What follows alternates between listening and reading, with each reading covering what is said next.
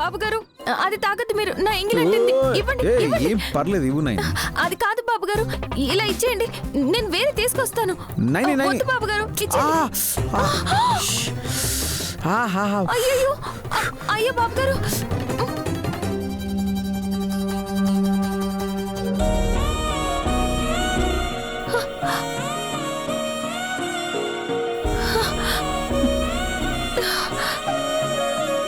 కాలినట్టుంది, వేడిగా ఉంది కదా బాబు గారు. ఉండండి, తగ్గిపోతుంది, మీరు కదలకుండా ఉండండి.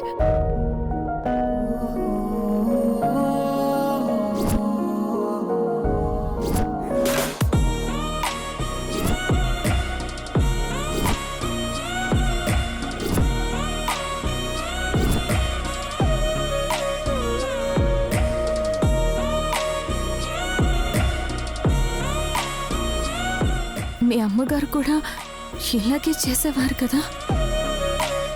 నీకెలా తెలుసు? మీరెప్పుడు అదేగా చెప్తారు. అవును నాయని, అమ్మని తలుచుకునేవాడినే కాదు, కోపంతో దూరంగా ఉండేవాడిని. నువ్వు వచ్చాకే అమ్మని గుర్తు చేసుకుంటున్నాను. అమ్మ గదిలో ఉంటున్నాను. అమ్మ మీద అలిగి ఎంత నష్టపోయానో అని ఇప్పుడు అర్థం చేసుకుంటున్నాను. వెళ్ళిపోయిన అమ్మని గుర్తు చేసే నిన్ను ఏమనాలో, ఎలా అభినందించాలో నాకు తెలియట్లేదు నాయని. ఎప్పుడు అనే మాటే అనండి బాబు గారు. ఏమని? అదే ఏమని? మెంటల్ అని. ఏయ్ నైని, నైని, బాబు గారు. హే మెంటల్ మెంటల్ మెంటల్.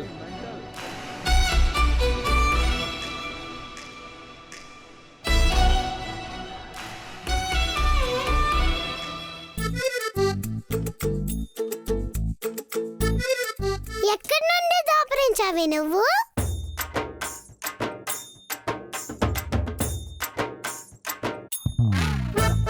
దిక్కులు చూస్తున్నావేంటే? పిట్టంత చిలకన ఇక్కడ ఉంటే? Hey parrot, are you talking? yes. ఓ, నీ వల్ల మా నైనికి ఇబ్బందులు వచ్చాయి. ఏంటే చిలక ఎక్కువ వాగుతున్నావు? ఏగి అనొద్దు, నేను మగాణ్ణి. చా, మీసాలు వేలాడుతున్నాయి. మరి మాటలు నేర్చినంత మాత్రాన మగాడు మొనగాడని చెప్పుకుంటున్నావా? నోరు మూసుకుని పో. నేను కాదు, నువ్వే నోరు మూయాలి. అది నోరా ఇంకేమన్నానా? నువ్వు అమెరికా నుండి వచ్చిన దగ్గర నుంచి మా నైని మీద కుయ్యరాని కూతలు కూస్తున్నావు. నీ నోరు పడిపోను. ఏయ్, మర్యాదగా రాని మాటలు. నీకేంటే బోడి మర్యాద ఇచ్చేది? ఏగి అని మాట్లాడుతున్నావేంటి? నిన్ను పీక పిసికి చంపేస్తాను. నీ చేతులు నువ్వు పిసుక్కోవడమే గాని నా రెక్క మీద ఈక కూడా పీకలేవే నువ్వు. ఎంత మాట అంటావే నన్ను? నిన్ను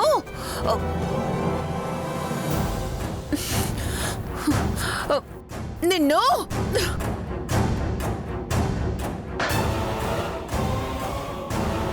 ఏయ్, నువ్వు నన్నేం చేయలేవు గాని నేను చెప్పేది విను.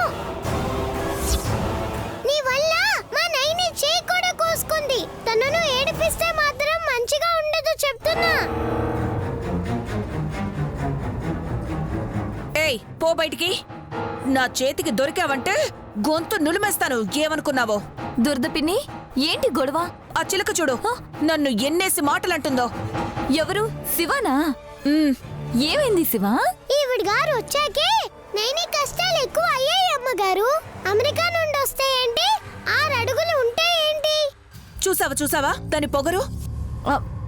నేను నచ్చి చెప్తాను పిన్ని, మీరు వెళ్ళండి. ఇంకా దాన్ని మర్యాదగా మాట్లాడమని చెప్పు, లేదంటే బతకదు. వెళ్ళండి వెళ్ళండి. శివ, పోయి ఆ రాక్షసి పిన్నితో పెట్టుకున్నావేంటి? నిజంగా రాక్షసే అమ్మగారు.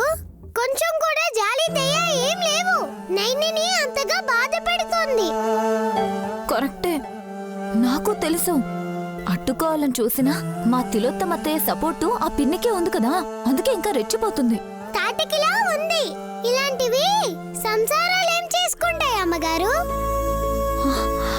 ఆ, వెళ్ళిపోయింది కదా.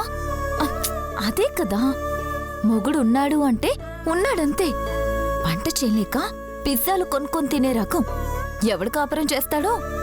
ఏది ఏమైనా నైని నేర్పించే ఈ తాటి చెట్టుకి గుణపాఠం చెప్తానమ్మగారు. హ్మ్.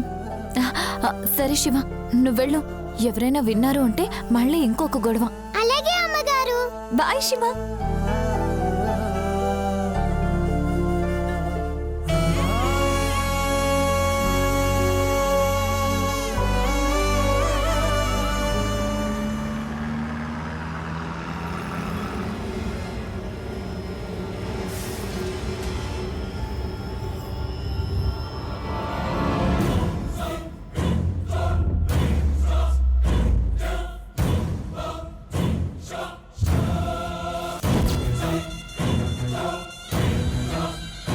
అక్క, డబ్బుల కట్టలు తీస్తావనుకుంటే కాగితాలు తీసావేంటక్క?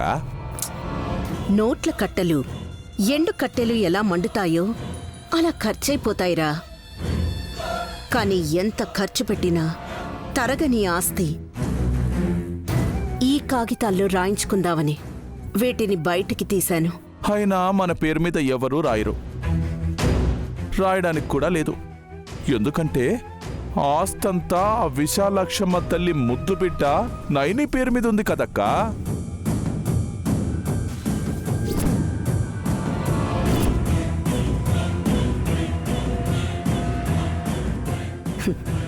ఎంతసేపు ఉంటుందిరా? బదలాయించుకున్నాక జాస్మిన్తో విశాల్ పెళ్ళయ్యాక నయనిని గెంటేస్తే పోయి ముక్కంటిపురం అమ్మవారి గర్భగుడిలో పడుతుంది. ఆ, ముక్కంటిపురం ముద్దు బిడ్డ అమ్మా అమ్మా అని అమ్మవారి కాళ్ళు పట్టుకొని ఏడుస్తూ ఉంటుందక్క.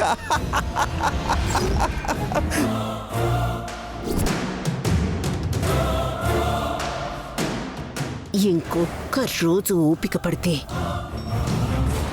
సర్వం మన చేతిలోకొస్తుంది పరసు.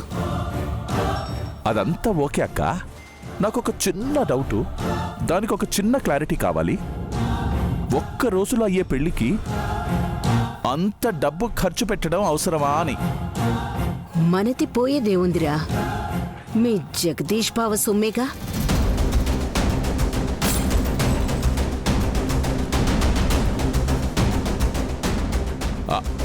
కరెక్టే అనుకోక, కానీ విశాల్ జాస్మిన్ పెళ్ళైపోయిందనుకో, అంతా మనం అనుకున్నట్టే జరిగిందనుకో, ఈ ఆస్తంతా మన చేతుల్లోకి వస్తుంది కదక్క.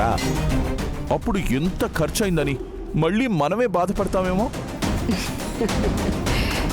పరసు, నాకు విశాల్ని చంపే ఆలోచన ప్రస్తుతానికైతే లేదురా. వాణ్ణి నా గుప్పిట్లో పెట్టుకుని బంగారు బాతులా పెంచాలనుకుంటున్నాను. అయితే చంపొద్దంటావు? అవును.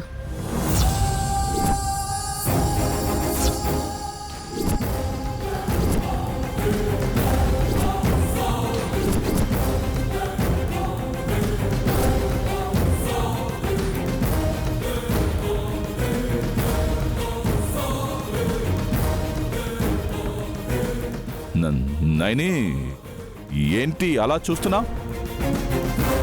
నీళ్ళు. నీళ్ళయ్య గారు.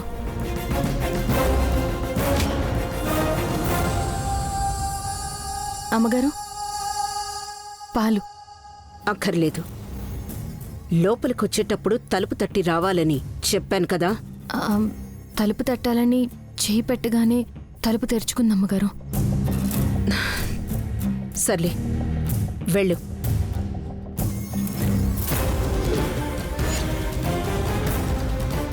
దేన్నయ్య గారు చంపొద్దంటున్నారు?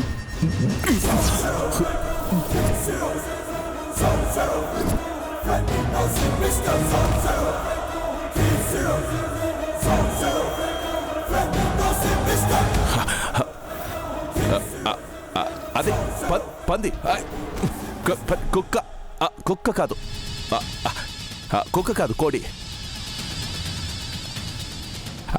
అదేనమ్మా, పెళ్లిలో నాన్ వెజ్ వెజిటేరియన్ ఉంటాయి కదా, అక్క అడుగుతుంటే పాపం మూగజీవుల్ని చంపడం ఎందుకని చెప్తున్నానంతే.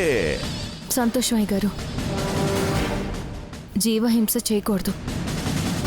సర్లే, చెప్పావులే గాని ఇంకే సర్వీస్ ఇక్కడ చేయనక్కర్లేదు. ఈ ఇంట్లో ఉండద్దు, అవుట్ హౌస్కి వెళ్ళు. అలాగే అమ్మగారు.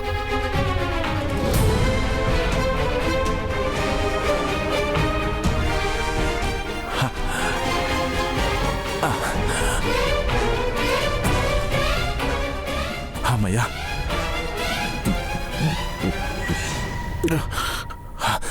వెళ్ళిపోయిందక్క. అమ్మయ్యా, ఎక్కడ విశాల్ మ్యాటర్ విన్నతో అనుకుని హడలిపోయానక్క. వినలేదులే గాని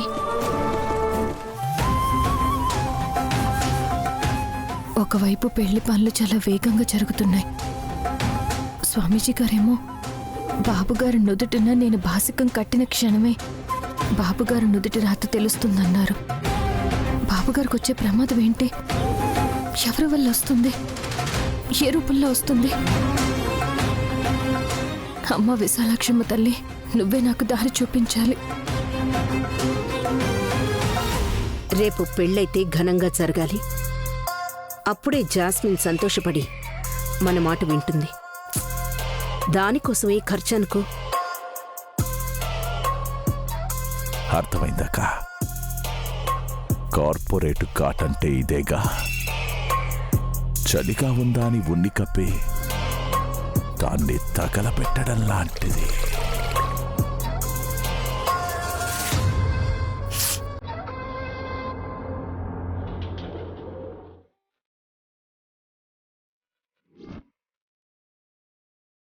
జెస్సీ, విశాల్ని పెళ్లి చేసుకుంటే నిజంగా ఆస్తి మొత్తం నీకే వస్తుందా? పెళ్లి చేసుకుంటేనే కాదు, విశాల్ నా మెళ్ళో తాళి కట్టాక చచ్చిపోయినా నేను అపర కోటీశ్వరరాలనవుతాను. చంపేయటం ఎందుకు? హ్యాపీగా లైఫ్ లీడ్ చేయొచ్చు కదా.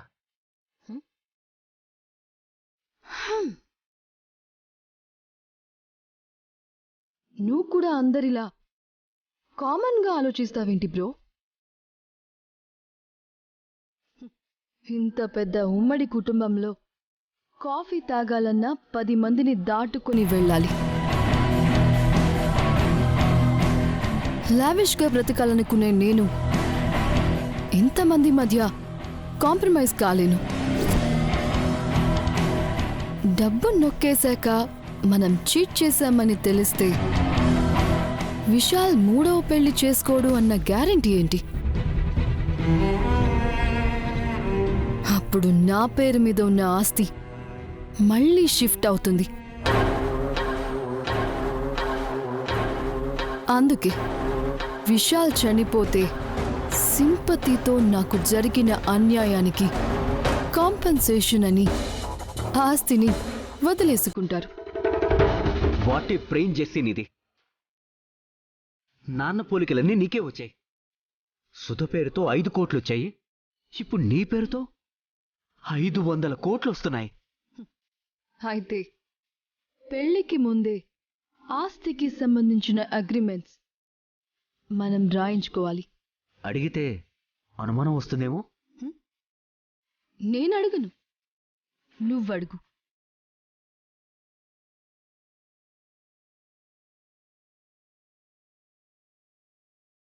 తిలోత్తమ ఆంటీని రెచ్చగొడితే తనే తవ్వేస్తుంది.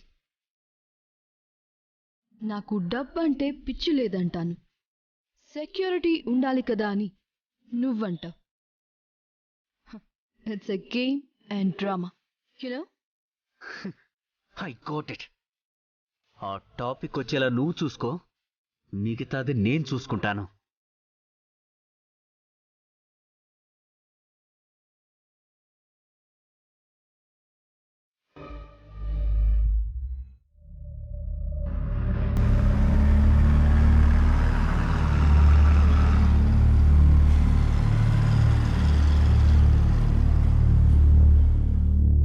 యా ఏ విషయమో నేను ఫోన్ చేస్తాను. Yeah, it's all right. I will call tomorrow.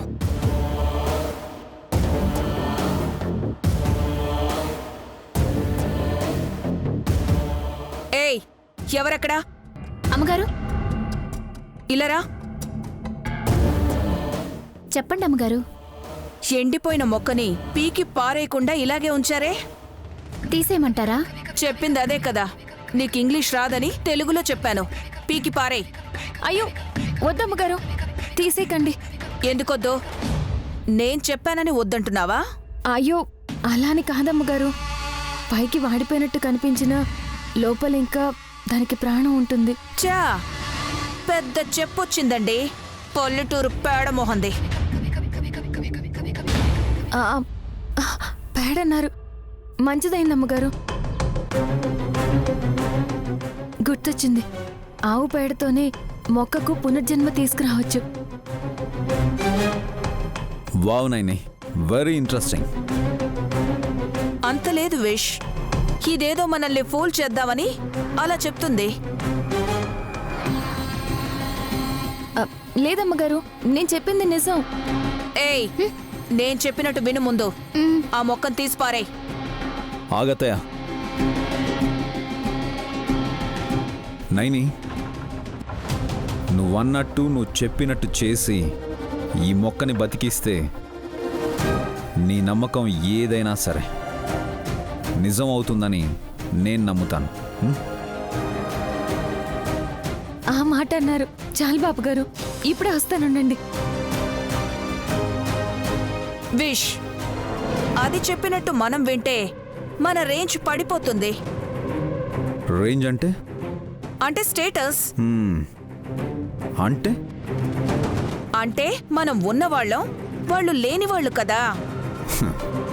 మనకేముంది, వాళ్ళకేం లేదత్తయ్య.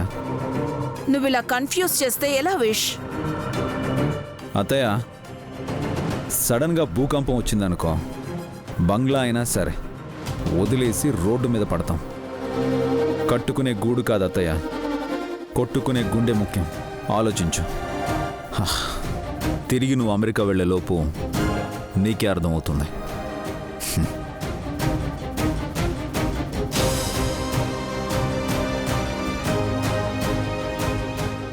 బాబు గారు, ఆవు పేడతో మొక్కకు అంటు కడతాను.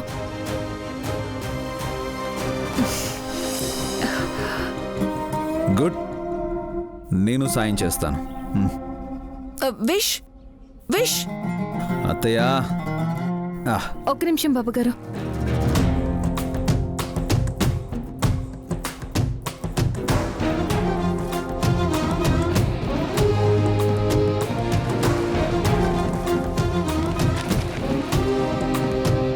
ముందు మట్టి తీసేద్దాం.